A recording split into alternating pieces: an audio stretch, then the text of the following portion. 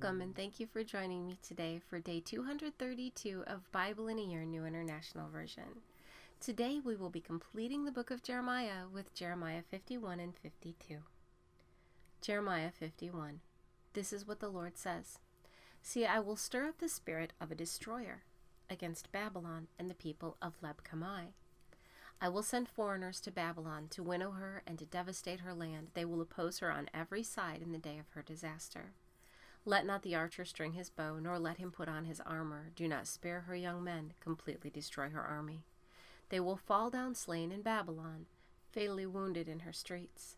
For Israel and Judah have not been forsaken by their God, the Lord Almighty, though their land is full of guilt before the Holy One of Israel. Flee from Babylon, run for your lives. Do not be destroyed because of her sins. It is time for the Lord's vengeance. He will pay her what she deserves. Babylon was a gold cup in the Lord's hand. She made the whole earth drunk. The nations drank her wine, therefore they have now gone mad. Babylon will suddenly fall and be broken. Wail over her, get balm for her pain. Perhaps she can be healed. We would have healed Babylon, but she cannot be healed. Let us leave her, and each go to his own land.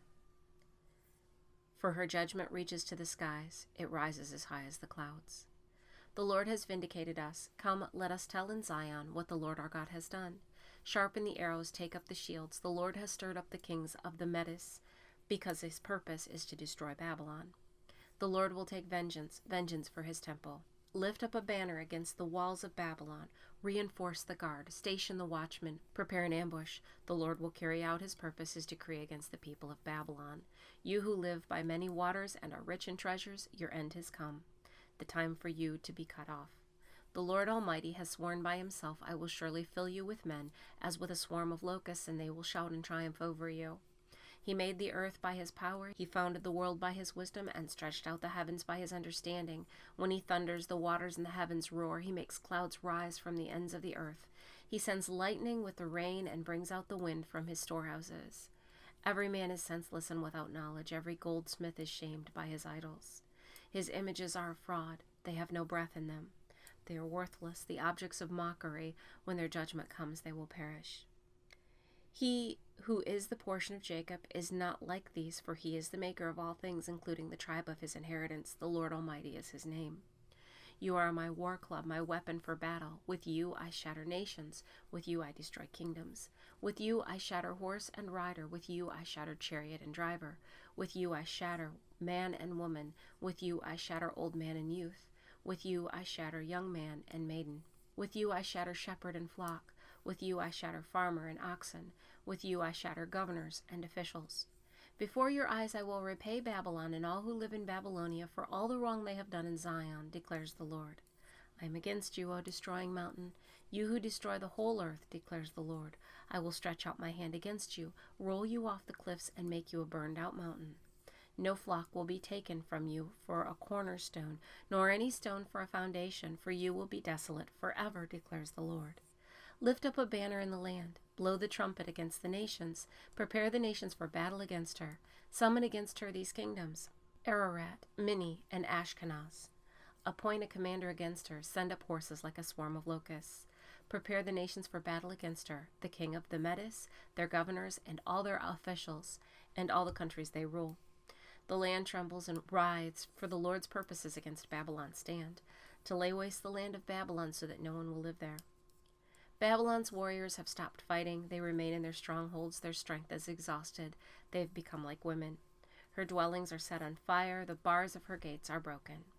One courier follows another, and messenger follows messenger to announce to the king of Babylon that his entire city is captured. The river crossing seized, the marshes set on fire, and the soldiers terrified. This is what the Lord Almighty, the God of Israel, says. The daughter of Babylon is like a threshing floor at the time it is trampled.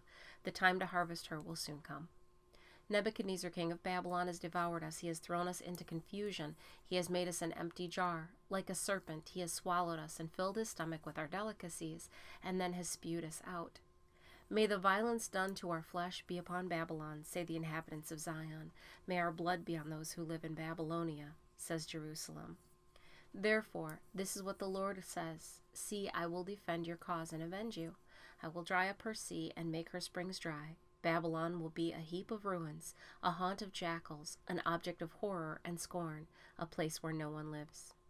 Her people will roar like young lions. They will growl like lions' cubs, but while they are aroused, I will set out a feast for them and make them drunk so that they shout with laughter, then sleep forever and not awake, declares the Lord. I will bring them down like lambs to the slaughter, like rams and goats. How Sheshach will be captured, the boast of the whole earth seized. What a horror Babylon will be among the nations. The sea will rise over Babylon, its roaring waves will cover her. Her towns will be desolate, a dry and desert land, a land where no one lives, through which no man travels. I will punish Bel in Babylon and make him spew out what he has swallowed. The nations will no longer stream to him, and the wall of Babylon will fall. Come out of her, my people, run for your lives. Run from the fierce anger of the Lord. Do not lose your heart or be afraid when rumors are heard in the land. One rumor comes this year, another the next, rumors of violence in the land, and of ruler against ruler. For the time will surely come when I punish the idols of Babylon. Her whole land will be disgraced, and her slain will all lie fallen within her.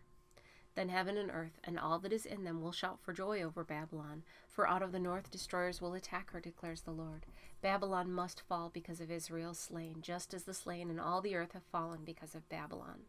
You who have escaped the sword, leave and do not linger. Remember the Lord in a distant land and think on Jerusalem. We are disgraced, for we have been insulted, and shame covers our faces, because foreigners have entered the holy places of the Lord's house. But days are coming, declares the Lord, when I will punish her idols, and throughout her land the wounded will groan. Even if Babylon reaches the sky and fortifies her lofty stronghold, I will send destroyers against her, declares the Lord. The sound of a cry comes from Babylon, the sound of great destruction from the land of the Babylonians. The Lord will destroy Babylon. He will silence her noisy din. Waves of enemies will rage like great waters. The roar of their voices will resound. A destroyer will come against Babylon. Her warriors will be captured, and their bows will be broken. For the Lord is a God of retribution. He will repay in full. I will make her officials and wise men drunk, her governors, officers, and warriors as well. They will sleep forever and not awake, declares the King, whose name is the Lord Almighty. This is what the Lord Almighty says. Babylon's thick wall will be leveled and her high gates set on fire. The people exhaust themselves for nothing. The nation's labor is only fuel for the flames. This is the message Jeremiah gave to the staff officer Seraiah, son of Neriah, the son of Maaseiah, when he went to Babylon with Zedekiah, king of Judah, in the 4th year of his reign. Jeremiah had written on a scroll about all the disasters that would come upon Babylon, all that had been recorded concerning Babylon. He said to Seraiah, "When you get to Babylon, see that you read all these words aloud. Then say, O Lord, you have said you will destroy this place, so that neither man nor animal will live in it. It will be desolate forever. When you finish reading this scroll, tie a stone to it and throw it in the Euphrates. Then say, so will Babylon sink to rise no more, because of the disaster I will bring upon her, and her people will fall." The words of Jeremiah end here. Jeremiah 52. Zedekiah was 21 years old when he became king, and he reigned in Jerusalem 11 years. His mother's name was Hamutal, daughter of Jeremiah. She was from Libnah. He did evil in the eyes of the Lord, just as Jehoiakim had done. It was because of the Lord's anger that all this happened to Jerusalem and Judah, and in the end he thrust them from his presence. Now Zedekiah rebelled against the king of Babylon, so in the 9th year of Zedekiah's reign, on the 10th day of the 10th month, Nebuchadnezzar, king of Babylon, marched against Jerusalem with his whole army. They camped outside the city and built siege walls all around it. The city was kept under siege until the 11th year of King Zedekiah. By the 9th day of the 4th month, the famine in the city had become so severe that there was no food for the people to eat. Then the city wall was broken through, and the whole army fled. They left the city at night, through the gate between the two walls near the king's garden, though the Babylonians were surrounding the city. They fled toward Arabah, but the Babylonian army pursued King Zedekiah and overtook him in the plains of Jericho. All his soldiers were separated from him and scattered, and he was captured. He was taken to the king of Babylon at Riblah in the land of Hamath, where he pronounced sentence on him. There at Riblah, the king of Babylon slaughtered the sons of Zedekiah before his eyes. He also killed all the officials of Judah. Then he put out Zedekiah's eyes, bound him with bronze shackles, and took him to Babylon, where he put him in prison till the day of his death. On the 10th day of the 5th month, in the 19th year of Nebuchadnezzar, king of Babylon, Nebuzaradan, commander of the imperial guard, who served the king of Babylon, came to Jerusalem. He set fire to the temple of the Lord, the royal palace, and all the houses of Jerusalem. Every important building he burned down. The whole Babylonian army, under the commander of the imperial guard, broke down all the walls around Jerusalem. Nebuzaradan, the commander of the guard, carried into exile some of the poorest people and those who remained in the city, along with the rest of the craftsmen and those who had gone over to the king of Babylon. But Nebuzaradan left behind the rest of the poorest people of the land to work the vineyards and fields. The Babylonians broke up the bronze pillars, the movable stands, and the bronze sea that were at the temple of the Lord, and they carried all the bronze to Babylon. They also took away the pots, shovels, wick trimmers, sprinkling bowls, dishes, and all the bronze articles used in the temple service. The commander of the imperial guard took away the basins, censers, sprinkling bowls, pots, lampstands, dishes, and bowls used for the drink offerings, all that were made of pure gold or silver. The bronze from the 2 pillars, the sea, and the 12 bronze bowls under it, and the movable stands which King Solomon had made for the temple of the Lord, was more than could be weighed. Each of the pillars was 18 cubits high and 12 cubits in circumference. Each was 4 fingers thick and hollow. The bronze capital on top of the one pillar was 5 cubits high and was decorated with a network and pomegranates of bronze all around. The other pillar with its pomegranates was similar. There were 96 pomegranates on the sides. The total number of pomegranates above the surrounding network was 100. The commander of the guard took as prisoners Seraiah, the chief priest, Zephaniah, the priest next in rank, and the 3 doorkeepers. Of those still in the city, he took the officer in charge of the fighting men and 7 royal advisors. He also took the secretary, who was chief officer in charge of conscripting the people of the land, and 60 of his men who were found in the city. Nebuzaradan, the commander, took them all and brought them to the king of Babylon at Riblah. There at Riblah, in the land of Hamath, the king had them executed. So Judah went into captivity away from her land. This is the number of the people Nebuchadnezzar carried into exile in the 7th year, 3,023 Jews. In Nebuchadnezzar's 18th year, 832 people from Jerusalem. In his 23rd year, 745 Jews taken into exile by Nebuzaradan, the commander of the imperial guard.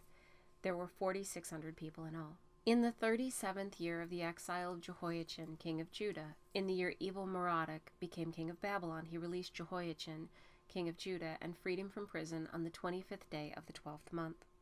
He spoke kindly to him and gave him a seat of honor higher than those of the other kings who were with him in Babylon. So Jehoiachin put aside his prison clothes and for the rest of his life ate regularly at the king's table. Day by day the king of Babylon gave Jehoiachin a regular allowance as long as he lived, till the day of his death. Thank you for joining me today for day 232 of Bible in a Year, New International Version. I look forward to seeing you tomorrow when we begin the book of Lamentations.